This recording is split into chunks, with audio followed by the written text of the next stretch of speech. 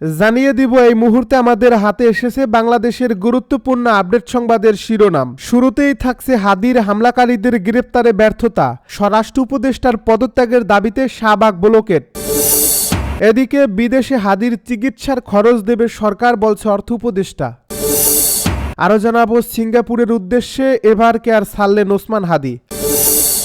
এবারে জানিয়ে দিব মেঘনায় আওয়ামী লীগ বিএনপির সংঘর্ষে আহত 5। সব শেষে জানিয়ে দিব দুর্ঘটনায় আহত হান্নান মাসুদ। এতক্ষণ শুনছিলেন হাতে থাকা আপডেট সংবাদের শিরোনাম, এবারে বিস্তারিত। তবে তার আগে অনুরোধ রইল ভিডিওটিতে একটি লাইক এবং কমেন্ট করে জানিয়ে দিন ভিডিও সম্পর্কে আপনার মূল্যবান মতামত। আরও জানিয়ে দিন ভিডিওটি কোথা থেকে দেখছেন বা কোন জেলা থেকে দেখছেন।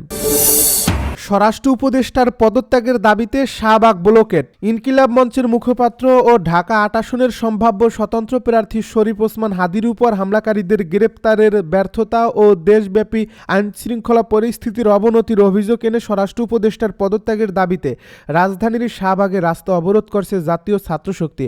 সোমবার দুপুর 12টার দিকে শুরু হওয়া এই বিক্ষোভ কর্মসূচির মাধ্যমে জাতীয় ছাত্রশক্তি দ্রুতই ওসমান হাদির আসল হামলাকারীদের গ্রেপ্তারের দাবি জানায়।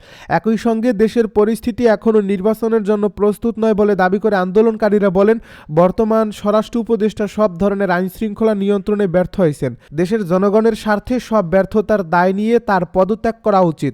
রাজধানীর পুরোনা পল্টনের বক্স কালভার্ট রোডে গত 12 ডিসেম্বর মোটরসাইকেলে করে আসা 2 আতাতীয় একজন চলন্ত রিকশায় থাকা ওসমান হাদির মাথায় গুলি করে পালিয়ে যায়। গুরুতর আহত অবস্থায় প্রথমে তাকে ঢাকা মেডিকেলে নেওয়া হয়, সেখান থেকে পরে এভার কেয়ার হাসপাতালে নেওয়া হয়। আজ দুপুরে তাকে একটি এয়ার অ্যাম্বুলেন্সে করে উন্নত চিকিৎসার জন্য সিঙ্গাপুরে নেওয়া হবে। এদিকে হাদিকে গুলি করে হত্যাচেষ্টার ঘটনায় রাজধানীর পল্টন থানায় একটি মামলা দায়ের করা হয়েছে। তার এক আত্মীয় এ মামলার বাদী হয়েছেন। মামলাটি তদন্ত করছেন পল্টন থানার পরিদর্শক ইয়াসমিন মিয়া। এই ঘটনায় এখন পর্যন্ত সন্দেহভাজন 8 জনকে আটক করছে আইনশৃঙ্খলা বাহিনী। তাদের মধ্যে গুলির ঘটনায় ব্যবহৃত মোটরসাইকেলের মালিক, বর্ডার দিয়ে মানুষ পাচারকারী চক্রের 2 জন এবং অভিযুক্ত ফয়সালের স্ত্রী শ্যালক ও অপর এক নারী রয়েছে। বিদেশে হাদির চিকিৎসার খরচ দেবে সরকার, বলছে অর্থ উপদেষ্টা। গুলিবিদ্ধ ঢাকা 8 আসনের স্বতন্ত্র প্রার্থী ও ইনকিলাব মঞ্চের মুখপাত্র শরীফ ওসমান হাদির বিদেশের চিকিৎসায় যত টাকা খরচ হবে সব সরকার দিবে বলে জানিয়েছেন অর্থ উপদেষ্টা ডক্টর সালেউদ্দিন আহমেদ। সোমবার সরকারি ক্রয় সংক্রান্ত উপদেষ্টা পরিষদ কমিটির সভা শেষে সাংবাদিকদের সঙ্গে আলাপকালে একথা বলেন তিনি। উপদেষ্টা বলেন, দেশের রাজনৈতিক পরিবেশ সন্তোষজনক, এটি আরও স্থিতিশীল হবে। বিদেশে নিয়ে ওসমান হাদির চিকিৎসার জন্য যত টাকা লাগবে তা অর্থ মন্ত্রণালয় বরাদ্দ দেবে। নির্বাচনী ব্যয় নিয়ে কোনো সমস্যা হবে না জানিয়ে তিনি আরও বলেন, আগামী নির্বাচনের জন্য নির্বাচন কমিশনের চাহিদা অনুযায়ী প্রয়োজনীয় অর্থ বরাদ্দ দেওয়া হবে। এর আগে রোববার শরীফ ওসমান হাদিকে উন্নত চিকিৎসার জন্য সিঙ্গাপুরে পাঠানোর সিদ্ধান্ত নেওয়া হয়। প্রধান উপদেষ্টার প্রেস উইং জানায়, দুপুরে ওসমান হাদিকে উন্নত চিকিৎসার জন্য সিঙ্গাপুরে পাঠানো হবে। এ লক্ষ্যে প্রয়োজনীয় মেডিকেল এয়ার অ্যাম্বুলেন্স, চিকিৎসক দল এবং ভ্রমণ সংক্রান্ত সব প্রস্তুতি এর মধ্যেই সম্পন্ন করা হয়েছে। সিঙ্গাপুর জেনারেল হাসপাতালের অ্যাক্সিডেন্ট ইমার্জেন্সি বিভাগে তার চিকিৎসার সব ধরনের ব্যবস্থা নেওয়া হয়েছে। আরও জানানো হয়, হাদির চিকিৎসা সংক্রান্ত সকল ব্যয় রাষ্ট্রীয়ভাবে বহন করা হবে। তার চিকিৎসা প্রক্রিয়া সার্বক্ষণিকভাবে পর্যবেক্ষণ করার জন্য সংশ্লিষ্টদের নির্দেশ দিয়েছেন প্রধান উপদেষ্টা।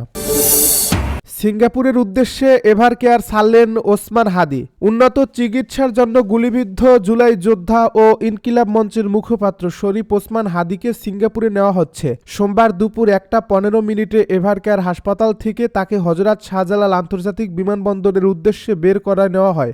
হাদিকে সিঙ্গাপুরে নিয়ে যেতে এয়ার অ্যাম্বুলেন্সটি সোমবার বেলা 11:22 সিঙ্গাপুর থেকে হযরত শাহজালাল আন্তর্জাতিক বিমানবন্দরে অবতরণ করছে।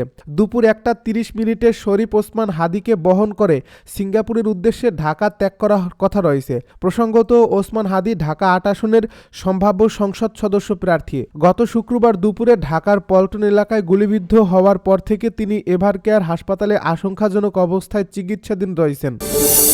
মেঘনায় আওয়ামী লীগ বিএনপির সংঘর্ষে আহত 5। কুমিল্লার মেঘনায় পতিত জমির দখল নিয়ে স্থানীয় আওয়ামী লীগ ও বিএনপি নেতার মধ্যে সংঘর্ষের ঘটনা ঘটেছে। এতে অন্তত 5 জন আহত হয়েছেন। সোমবার বেলা 11টার দিকে উপজেলার রাধানগর গ্রামে এই ঘটনা ঘটে। পুলিশ খবর পেয়ে ঘটনাস্থলে গিয়ে পরিস্থিতি নিয়ন্ত্রণে আনে। স্থানীয়রা আহতদের উদ্ধার করে মেঘনা উপজেলা স্বাস্থ্য কমপ্লেক্সে নিয়েছে। তারা হলেন জামাল মিয়া, রাতুল, তাসলিমা, শহীদ ও জসিম। এদের মধ্যে শহীদ মিয়াকে উন্নত চিকিৎসার জন্য ঢাকায় পাঠানো হয়েছে। স্থানীয় সূত্রে জানা গেছে, রাধানগর গ্রামের একটি সংখ্যালঘু পরিবার তাদের জমি জায়গা ফেলে চলে গেছে। সেই জায়গা দীর্ঘদিন ধরে পতিত অবস্থায় পড়ে থাকায় বিএনপি নেতা শহীদ মিয়ার সমর্থক জসিম মিয়া মাটি ভরাট করে ঘর নির্মাণ করতে গেলে রাধানগর ইউনিয়নের 8 নং ওয়ার্ড সভাপতি মোসলেম মিয়া তাতে বাধা দেয় এবং জমি মিয়ার ছেলে রাতুলকে মারধর করে। এই ঘটনায় শহীদ মিয়া বিচার চাইতে গেলে তাকেও ওয়ার্ড আওয়ামী লীগের সভাপতি মুসলিম মেম্বার তারেক, নিলয়, রফিক ও রাজীব সংঘবদ্ধ হয়ে এলোপাতাড়ি কুপিয়ে গুরুতর আহত করে।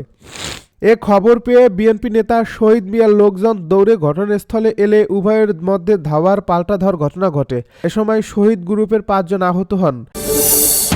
দুর্ঘটনায় আহত হান্নান মাসুদ। জনসংযোগ চালানোর সময় দুর্ঘটনায় আহত হয়েছেন জাতীয় নাগরিক পার্টির সিনিয়র যুগ্ম মুখ্য সমন্বয়ক এবং নোয়াখালী 6 আসনে এমপি প্রার্থী আব্দুল হান্নান মাসুদ।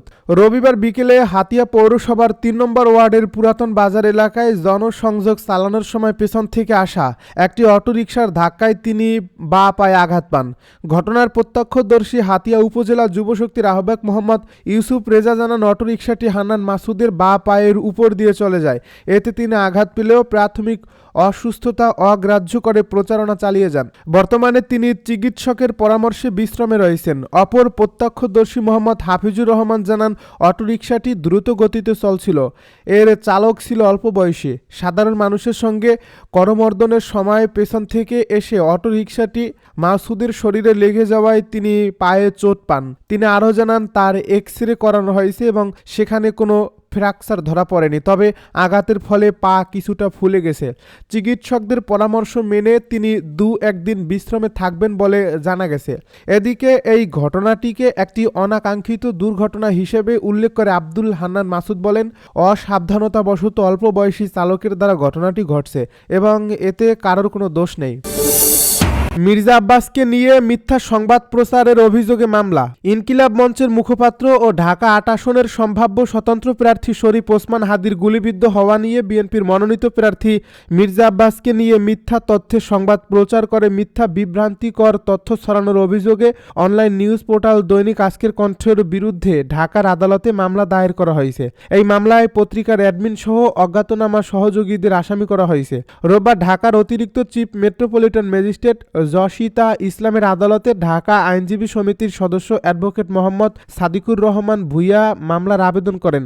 আদালত বাদীর জবানবন্দি গ্রহণ করে অভিযোগের বিষয়ে ডিবি পুলিশকে তদন্ত করে প্রতিবেদন জমা দিতে বলছে। অ্যাডভোকেট মোহাম্মদ সাদিকুর রহমান ভূঁইয়া এ তথ্য নিশ্চিত করেন। এই মামলায় অভিযোগ করা হয়, আগামী 12 ফেব্রুয়ারি 13তম জাতীয় সংসদ নির্বাচনের তারিখ ঘোষণাপূর্বক নির্বাচনী তফসিল ঘোষণা করা হয়েছে।